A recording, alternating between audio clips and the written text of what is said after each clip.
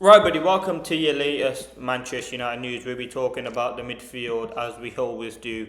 We'll be talking about left wingers, we'll be talking about sort of Carrick, Kobe Mainu as well, him needing a partner, Elliot Anderson, left wing story, Roberto De Zerbi, as well as some other interesting stories as well, which I get into. Listen, just want to say, obviously, did the live yesterday ranking United players. Want to be back again tonight talking. We'll talk some other news. We'll have a conversation about the left wing, the managerial situation, obviously news that has come out since I'm doing this video, and have a roundup on that. But yeah, listen, this is what I want to say on De Zerbi. So Roberto De Zerbi is keen on the Manchester United job.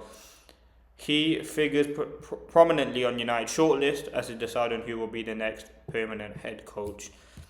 Now, what I would say about sort of De Zerbi is at Brighton, I thought he was a very, very good manager. I think he had a decent spell at Marseille. I didn't really obviously follow the French league as much as I do the Premier League, and I was watching Brighton at times. And again, he was a very modern manager. He looked like a decent manager. He played a decent brand of football, got a lot of that Brighton side, developed quite a few players as well. And I do think he is a decent manager. Is he the manager that United need to take us where we want to go? Ultimately, whenever United do bring in a manager, I know it might not seem like it, but it should be for the long term, and hopefully what they can achieve in 4, 5 or 6 years rather than what they can achieve in a year. And that's what United ultimately did with Amorim. You have to give him a long-term project. Now, we've been linked to a lot of managers. De Zerbi is not my choice. I think there's going to be a lot of competition and there's going to be a lot of conversation around him. I do think he is a decent manager. He's got a lot of sort of good qualities about him that you'd like about a manager like that. I think his experience is good of the Premier League, and that will probably be one of the things putting him at the top of the short list for me. I think the brand of football that he plays is good, but is it what Manchester United need? Probably not. I've heard that he's a very good man manager, and again, that's something that we need. I think what we've seen with Carrick is a more kind of chilled back approach when it comes to coaching. He's not really doing too much. He's keeping it simple, and he hasn't gone overboard. And I think that's something that's absolutely vital, and that's something that Carrick has done fantastically well.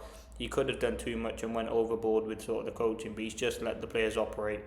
And again, I watched a lot of videos online about people talking about how, I think it was Scholes that said it, United don't actually need a man manager. They need someone who, sorry, they don't actually need the role, like the most technical manager. They need just like a man manager, someone who will be able to kind of guide the players and give them hints and tips. And I think that's something that Carrick's done very, very well. And the players feel let down apparently in the last few games with not kind of performing to the standards. So they have a good relationship with Carrick. I don't think De Zerbi's the guy for me.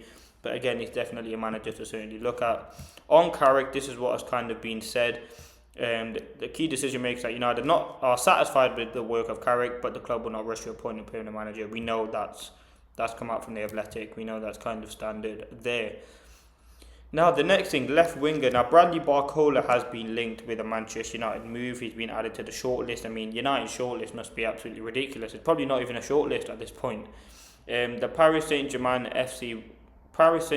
winger is viewed as a standout option, with Manchester United considering as a potential replacement if Marcus Rashford completes a permanent move to Barcelona. Now, what I would say about Barcola, I think he's a very, very good player. We've seen, I mean, a lot of people would agree. He is still only young, 23. Again, I don't know if he's playing regular minutes for kind of PSG. I can have a look at that now. In terms of starts, so he has a contract until 2028, so still a few years left on his deal at PSG. They signed him obviously from Lyon. So in 22 matches that he's played, he started 15. I don't know whether that's due to Dembele having sort of injury problems or him just being good. He's got 10 goals, 1 assist in that time. Last few games, back to back, he did get 90 minutes. So listen, I think that he's a very good player. He's someone who needs a lot of developing. In terms of that PSG attack, I mean, it is probably the best attack in Europe. Doué, Kvaratskhelia, Dembele, Barcola. It's ridiculous and it's so good. And I think United, is Barcola the best left winger in the world? No, but I think he's a very, very good option to have. He's someone that you're good to be linked to. Would he leave? I mean, when you're talking about PSG players, I've talked about I talked about Nuno Mendes, definitely. I talked about Kvaratskhelia the other day. Why would they leave PSG? And that's ultimately what you have to look at. Why would they leave PSG to join a United team that's on the transition? They're challenging for Champions Leagues. and at the highest kind of pedigree right now after just recently winning it, why would they want to join United? And I think that's something that we have to look at. I think sort of with them being very good players, we know the quality's there and we know the talent's there. It's going to be a ridiculous price to United have that sort of funds to go out and get him.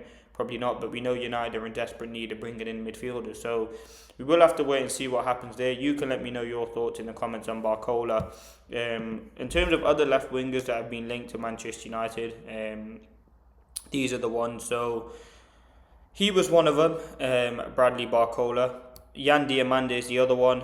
Jesus Rodriguez, Como, Martial Godo, another Martial at the club, Bradley Barcola and Iliman Ndiaye. So, listen, United, as I said, it's obvious that we're looking at left wingers. Out of them, if I had to pick, it probably would be between Barcola and Ndiaye. If I'm being honest, I don't know too much about Godo and Rodriguez and Diamande. I'll have to do more research into them and see how they play. But going off names of what I've seen, it's between Ndiaye and Barcola. I think Ndiaye he is a very similar player. Actually, not very, but he's a similar profile to Cunha. He's not sort of a rapid left winger. He's going to go down the overlap, put across into the box, cut inside, have the shot. With Cunha, his main issue is, listen, I think we know he's a fantastic player, and I think I gave him a 6 out of 10 for his season or a 7. I think Cunha's a good player. Is he the sort of natural left winger that we need, what we have with Amadin and Burmo? No. And that is my only concern with Ndiaye. He's a good player. I'm sure you get a big Premier League move, but is he too sort of... he's been playing on the right recently, and he is someone who, listen, his skills are fantastic. In terms of Barcola, I just mentioned him there, but that is kind of the short list for left wingers at the moment. Again, we know we wanted to get Semenyo. We've seen it as an opportunity to replace Rashford. And maybe United knew at that time they were going to sack Amorim, and that's why they went out and looked at a midfielder. Again, Anderson, this is coming out from The Athletic. Again, Anderson is the first choice target for United, while discussions about the availability of Baleba of Brighton took place. United believed to have preliminary shortlist again for centre-back, while bringing in a left-back to provide cover for Luke Shaw, and more left-wing depth is being considered. Manchester United are looking for an athletic, defensively minded midfielder to complement Mainoo. There's also room for another midfield who can share playing time with the academy graduate. And listen, that's what it is. United, Casemiro's got to go. Bruno's not going to be in that deeper position. And again, we need 3 midfielders. Someone who can compete with Kobbie Mainoo. Again, we love Kobbie Mainoo, but he won't be able to start every game. And 2 number 6s. Now, who those 3 are, is Anderson too good to compete with Kobbie Mainoo? I think that has to be a question, because you don't bring in Anderson into this team and get him to compete with Kobbie Mainoo. You need someone who's good enough quality and in terms of price that is able to compete with Mainoo, and I think that is someone potentially like João Gomez, Angelo Stiller. I'm trying to think we've been linked with him. It's not potentially Baleba, for example, these sorts of levels of player. It's not an Anderson for me. If you go out and get Anderson, potentially Nagume as well, who's been linked, you can come in, develop. Kobbie Mainoo starts most of the games, potentially cup games, European game, he comes in depending where we are, and that's where we go from there. I think midfield is a priority, we know that. I think we need 3. My 3, if I had to sign 3, would be Anderson, Baleba, Anderson, Baleba, and the third one, they're going to cost you a lot of money. João Gomez, I don't mind going for a younger option in terms of a Nagume or someone from abroad, a Boadi. There are a lot of midfielders out there. But you can let me know your thoughts in the comments. As I said, I do plan on streaming tonight. Don't know what time it's going to be, but stay tuned for that. We'll be talking the latest news. We'll have a more in-depth conversation. I'll try and do some research into the wingers that we've been linked to. We'll talk about Carrick. We'll talk about sort of any of the latest news that's come out.